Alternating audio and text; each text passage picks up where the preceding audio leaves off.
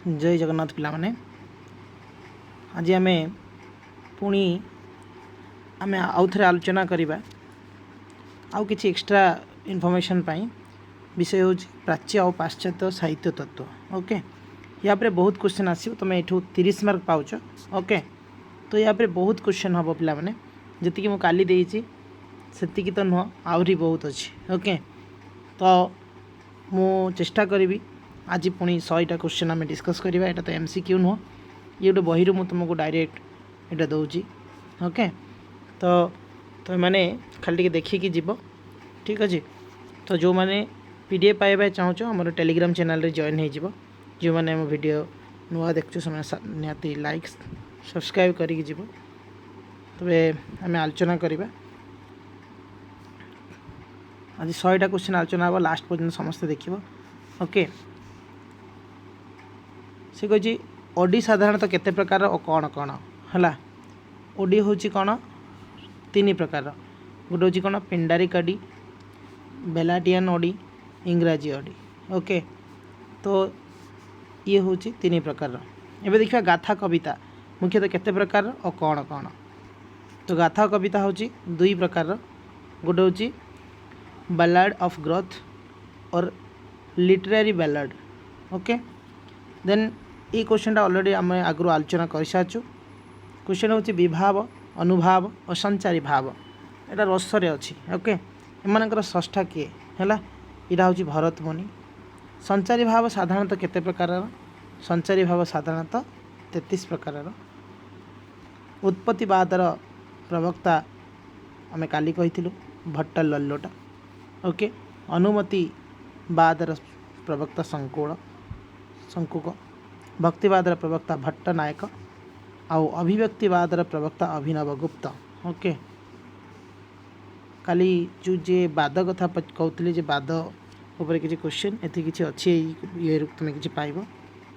लाटी रीतिर प्रवक्ता होचंदी रुद्रट है, रुद्रट। अलंकारवादर प्रवक्ता वाम, यहाँ ऑलरेडी मुझे कही जे आसी यहाँ।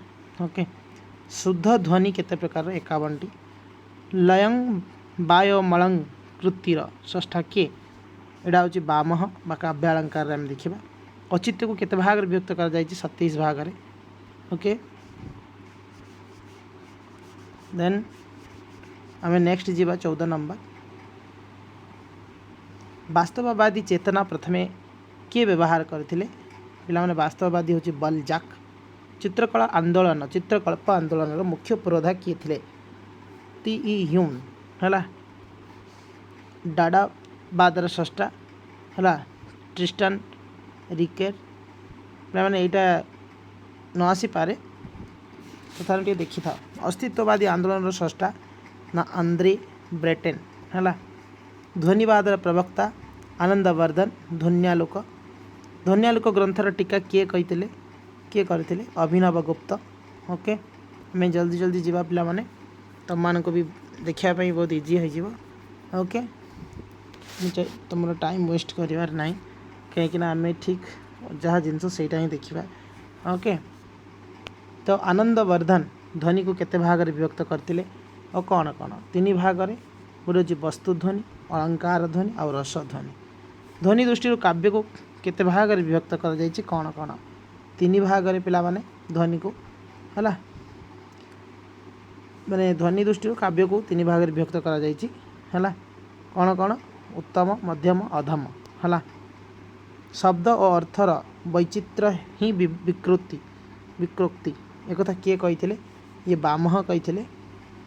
वक्तृतिर प्रवक्ता किए कोंतक।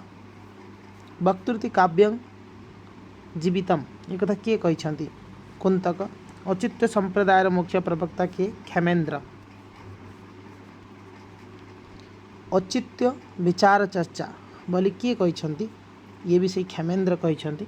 कौन काव्य वर्जित हेले काव्य दोषयुक्त हुए, ये औचित्य।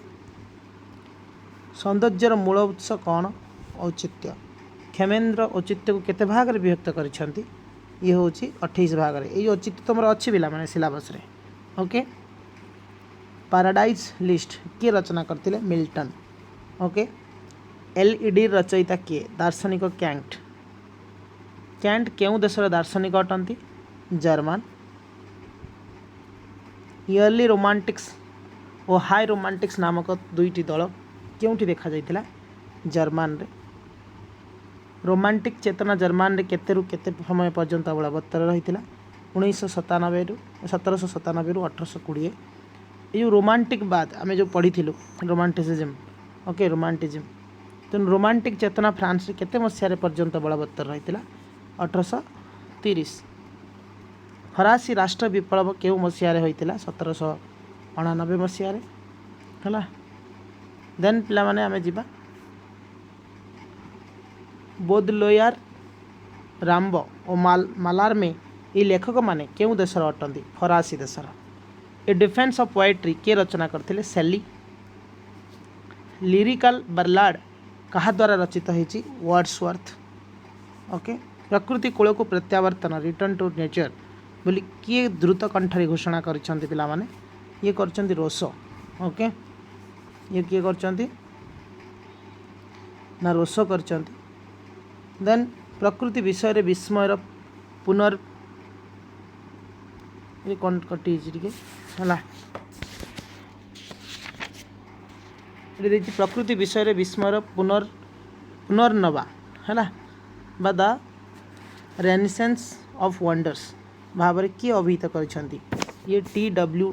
Dunton poetry is the spontaneous overflow of the powerful feeling एक कथा किए कहते वर्ड्सवर्थ कन्फेशन यही पुस्तक किए रचना करते रोसो करते स्वभाववाद वास्तववाद नाम रे दुईटी बाद है क्यों शताब्दी प्रथम आगमन होता 19 शताब्दी कौन सी एक विमूर्त चेतनार संप्रसारित रूप साहित्य राज्य क्यों मध्यम है अभिव्यक्त लाभ करें प्रतीक जितेबाला कौन शब्द बा शब्दावली मनीष मनर रहस्यमय दिग को प्रकाश कर असमर्थ हुए सेतेबेले सही भाव अवबोध निमित्त कहार आवश्यक थाए प्रतीकर okay a symbol partakes of reality which it renders intelligible ये कथा किए और क्यों पुस्तक रे कहिसंती ये कथा कैलरिक तांकर बायोग्राफिक लिटेरिया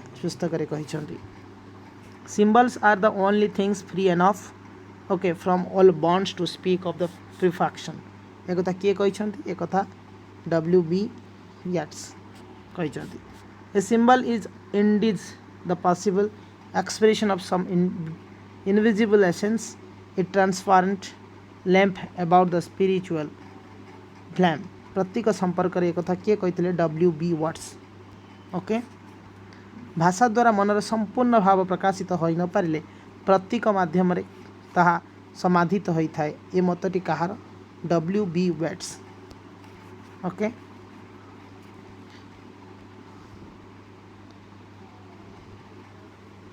केते मसीहा बेल को प्रतीक साहित्यर एक विशिष्ट मतवाद रूपे प्रतिष्ठा लाभ करथिला 19 शताब्दी शेष बेल को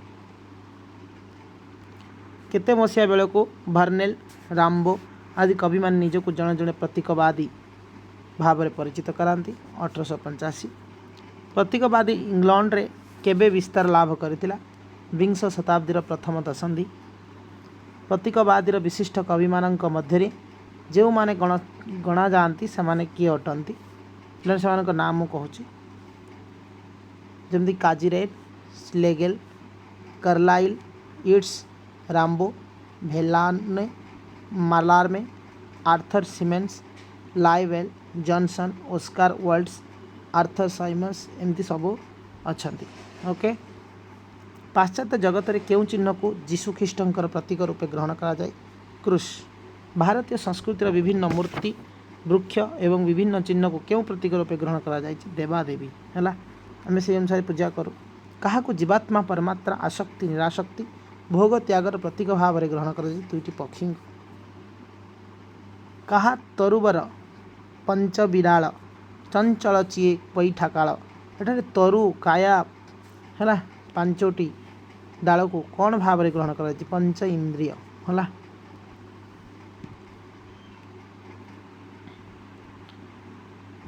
आलिए कालिए बाट रुंधिला है ता देखी कान्हू विमन हईला ଏଠାରେ କାଳି କାହାର ପ୍ରତୀକ ରୂପେ ଗ୍ରହଣ କରାଯାଇଛି ପିଲାମାନେ? ଏଇଟା ହେଉଛି ଷଡ଼ରିପୁର। ଷଡ଼ରିପୁ। ଦେନ୍ ନେକ୍ସଟ ପିଲାମାନେ ଓଲଟ ବୃକ୍ଷ ଖେଳୁଛି ଲୋଟାଣି ପାରା। ଏଠାରେ ଓଲଟ ବୃକ୍ଷ ଅର୍ଥ କ'ଣ? ପ୍ରତୀକ ଭାବରେ କାହାକୁ ନିଆଯାଇଛି? ଶରୀରକୁ ନିଆଯାଇଛି। ବହୁ ଚାଲି ନ ଜାଣିଲୋ ହେଲା ଘରେ ପଡ଼ିଯିବ ଡକା ହେଲା। ଏଠାରେ ବହୁ କେଉଁ ଅର୍ଥରେ ବ୍ୟବହାର କରାଯାଇଛି ପିଲାମାନେ? ମନ ଅର୍ଥରେ ହେଲା।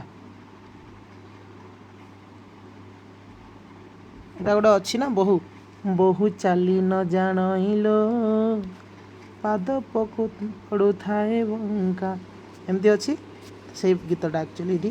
ତ ସେଇଠି କାହାକୁ ନିଆଯାଇଛି ନା ମନ ଅର୍ଥରେ ନିଆଯାଇଛି। ପୋଖରୀ ଖଣ୍ଡିକ ଚାରି ଚୌରସ ଡିମ୍ବ ପାଳି ଅଛି ଅଣ୍ଡିରା ହଂସ। ଏଥିରେ ହଂସ କାହାର ପ୍ରତୀକ ରୂପେ ବ୍ୟବହାର କରାଯାଇଛି? ଆତ୍ମାର ପ୍ରତୀକ। ମନ ମୂଷା ହୋ ତୁ ତ ଗଲେ ଖାଇ ବିରାଡ଼ିକୁ ଦିନେ ଚିହ୍ନିଲୁ ନାହିଁ। ଏଠାରେ ବିରାଡ଼ି କାହାର ପ୍ରତୀକ ରୂପେ ବ୍ୟବହାର ହେଇଛି? ଏଠି ପିଲାମାନେ ବିରାଡ଼ି କାଳର ପ୍ରତୀକ ରୂପେ ବ୍ୟବହାର ହେଇଛି। ଭାଗବତରେ 24 ଗୁରୁ ପ୍ରସଙ୍ଗରେ ଦେବଦୂତ ଅଜଗର କାହାର ପ୍ରତୀକ ରୂପେ ବ୍ୟବହୃତ ହୋଇଛନ୍ତି? ନିରୁଦ୍ଧ ବେଗତା। କପୋତ କାହାର ପ୍ରତୀକ ରୂପେ ଗଣାଯାଏ? ସାଂସାରିକ ମାୟାର। ସଞ୍ଚୟ ତଥା ଆତିଥ୍ୟର ପ୍ରତୀକ ରୂପେ କାହାକୁ ଗଣାଯାଏ? ମହୁମାଛି ହେଲା। ଗାମ୍ଭୀର୍ଯ୍ୟର ପ୍ରତୀକ ରୂପେ କିଏ ପରିଚିତ? ସମୁଦ୍ରର ହେଲା। ଭୋଗ ମଧ୍ୟରେ ତ୍ୟାଗର ତଥା ଆସକ୍ତି ମଧ୍ୟରେ ନିରାସକ୍ତିର ରୂପେ କିଏ ପରିଚିତ? ବେଶ୍ୟା। ଜୀବ ପରମ ପ୍ରତୀକ ରୂପେ କାହାକୁ କରାଯାଏ? Radhakrishna. The red train starts and nothing shall stop it ହେଲା। ଏ କଥା କେଉଁ କବି କହିଛନ୍ତି? ଫରାସୀ କବି ଲୁଇୟାରା। ରେଡ୍ ଟ୍ରେନ୍ କେଉଁ ପ୍ରତୀକ ଭାବରେ ଗ୍ରହଣ କରାଯାଏ? ସାମ୍ୟବାଦ।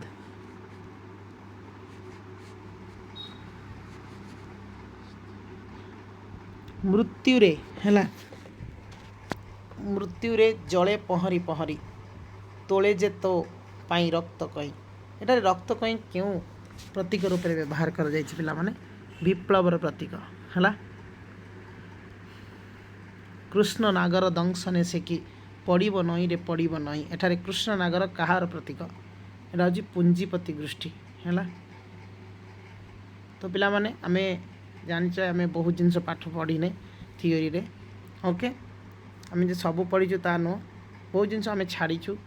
ଓକେ, ତା ଭିତରକୁ ଯାଇନୁ, ଜିଷ୍ଟ ଜିନିଷ ଆମେ ପଢ଼ିଛୁ କାହିଁକିନା ଟାଇମ୍ର ସ୍ୱଳ୍ପତା ହେତୁ ହେଲା।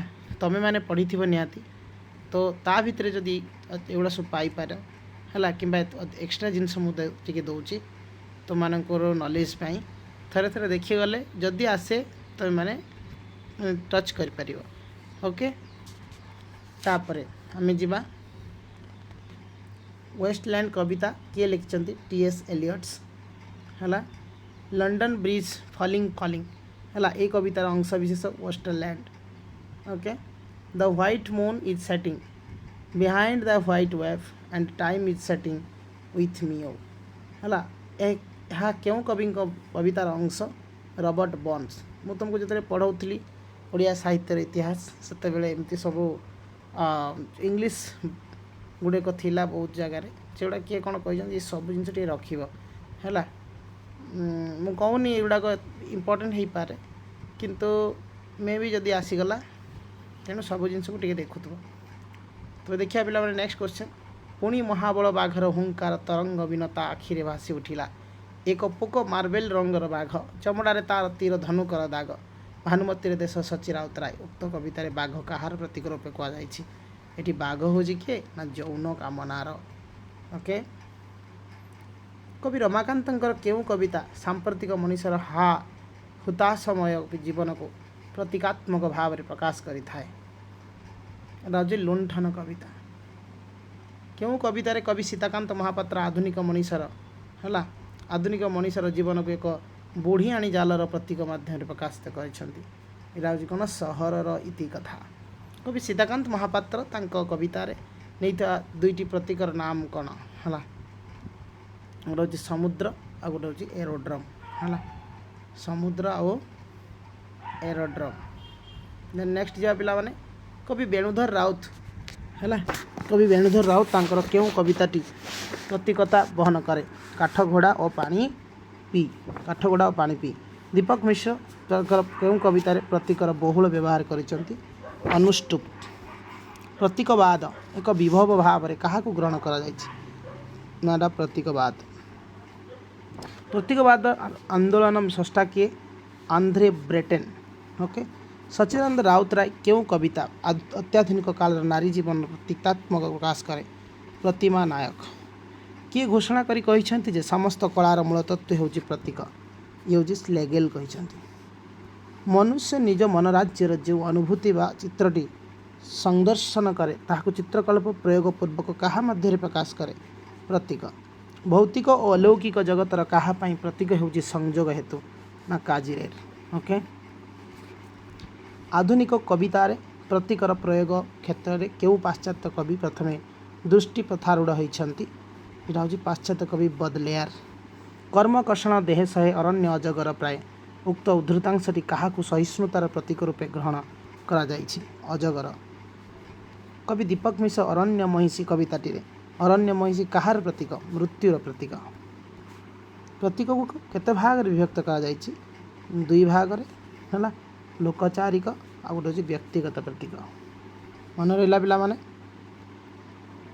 देन नेक्स्ट पिला माने कवि गुरुप्रसाद महांती कालपुरुष कवितार वर्षा कहार प्रतीक रूपे व्यवहार होती मृत्यु चेतनार समस्त काव्यिक धारणा जहाँ किछि वर्ष तले आंग्लो अमेरिकान आंदोलन जन्म लाभ करथिला ताहा कौन ताहा हूँ चित्रकल्पवाद चित्रकल्पवादर पुरोधा किए टी ह्यूम मन रख देन कहार चित्रकल्प आंदोलन होउची समकालीन साहित्यिक रुचि विरोध में एक विद्रोह टी ह्यूम क्यों शब्दरू चित्रकल्प शब्द तैयारी होता इंग्रजी शब्द इमेज कौन प्रथमे सिम्बोल मेटाफर सिमिली है जानच एटा मेटाफर सिमिली आदि अर्थ व्यवहृत हुए चित्रकल्प चित्रकल्पवादी आंदोलन स्वर प्रथमे क्यों प्रकाश पाई कौन पिला माने एटा anthology okay imagery is itself is very high and life of poetry ए उक्ति कहाँकर ना ड्राइडेन ओके देन नेक्स्ट देखिबा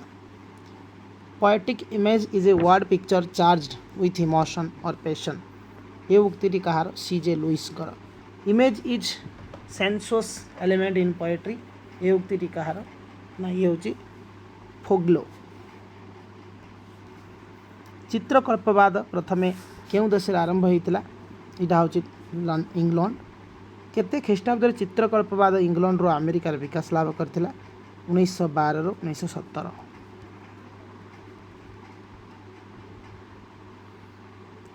modern poets on modern poetry ये ग्रंथ किए रचना करथिले एजरा पाउंड है अनेक ग्रंथ रचना अपेक्षा जीवन काल भितर गोटे गोटे चित्रकल्प उपस्थापन श्रेय यही मतटी कहार अटे एजरा पाउंड है पोएटिया इमेज पुस्तकटी रचना किए करथिले सीडी लुइस सीताकांत महापात्र केउं कवितार बहुल चित्रकल्प प्रयोग कर झड़ गुरुप्रसाद महांती केउं कविता चित्रकल्पवादर प्रयोग रही झड़ आ तीन टा पिला माने an image is that which presents the intellectual and emotional computer in instant of time ये उक्ति Ezra pound image is A mode of expressing experience of for mental picture यही मत किए देते पे मिस एडिथ रिकेट ओके चित्रकल्प हो शब्दर सृष्टि चित्र यह कौन रूपक विशेषण उपमा अथवा रूढ़ी द्वारा वर्णनात्मक दिग को चित्रित करें आम कल्पन पूर्वोक्त चित्र बहिर्वास्तवता अपेक्षा अधिक भाव गृहीत होता है से दृष्टि प्रत्येकटी काव्यिक चित्रकल्प केतेकांश रूपक धर्मी तो ये चित्रकल्प संबंध में जो मंतव्य किए कहते C D Lewis okay imagist anthology है पुस्तक केबे प्रकाश पाई पे 1930 मसीह लास्ट क्वेश्चन किए चित्रकल्पवाद को कवितार स्वाभाविक कंक्रीटनेस और निर्दिष्टतार प्रत्यनयन बोली कहते सी एजरा पाउंड है तो पे युवाक जब पढ़ी टे क्वेश्चन तुम जापार है आज आम आलोचना कलु 115टा क्वेश्चन ओके तो ये 115 पर पुणी आम नहीं आसवा आउ 100टा क्वेश्चन ओके तो देखा जिते पर्यंत पुणी आ गोटे वीडियो पाई समस्ते निहाती लाइक आउ सब्सक्राइब करेंगे आउ जो मैंने पीडीएफ चाहूँ से आम टेलीग्राम चैनल निहाती पाइबे। Okay, thank you. जय जगन्नाथ।